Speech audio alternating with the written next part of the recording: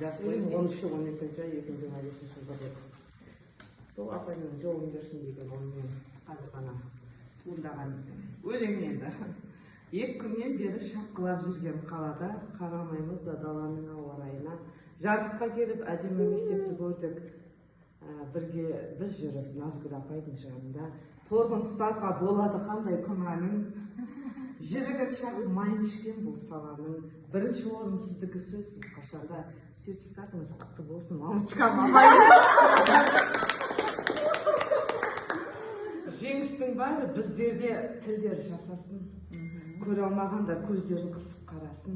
Керемет біздің барлық ұстаздар осында. Сіздерге қызығып, сіздерден үлгі аламыз. Отырмыз міне жастардың пропискасында. Жастарым төрлет, келдің лидерлер арасына. Жай ғана сылтау біздерге дастархан.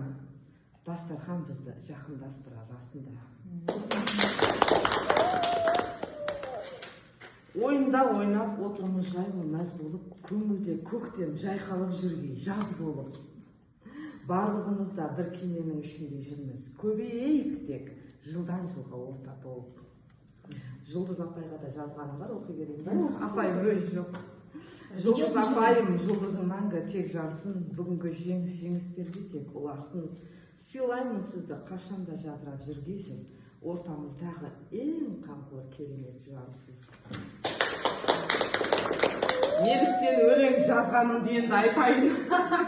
Кіргеннен 2 сыйлыққа қолдан байқадым, екеумізге 2 сыйлық берді, мен деген бетіп қалдым ғой. Әшейінде ауыз жаппайтын сандуғаштарым не бар екен деп пакеттің ішін қарадым. Ұнатпағандай деді де апай қарағым, өзімен бірге пакет алуға апарамын. Бар бергенін бәріне теңдей бөлемін. Қалдырмай өзіме бірде-бір қағаз парағым. Бәрімізге парақ бердім ғой. Сонда жазған екем. Деді де апай пакетті аша бастады. Ненің ішінде? Машинаның ішінде. Таксиде ма, таксиде?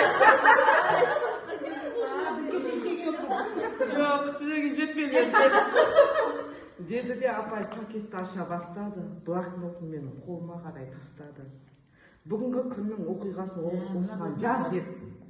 Қалғандары да сол сөзін бірден қоштады. Сол сәттен бастап өлеңге бар еді мойнымда. Мінекей блокнот, өзі де менің қолымда. Мен деген өзін дәлелдеген апайымның жұғысты болсын, жақсылығы мен жеңіс жолы да.